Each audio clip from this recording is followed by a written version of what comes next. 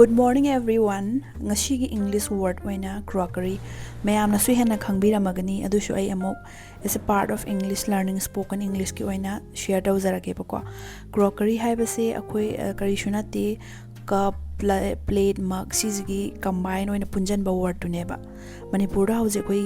cafe culture makana laidana marupa bang thingnabda ngahaktang thingnaraga koi cha thakpa coffee sumaina mayam culture mala idana ko saista khoina koiguma crockery English words sisna ba yaidana haidi cafe da chala kanda moigi cup se mug se yam phajaini haibagi mahota just moigi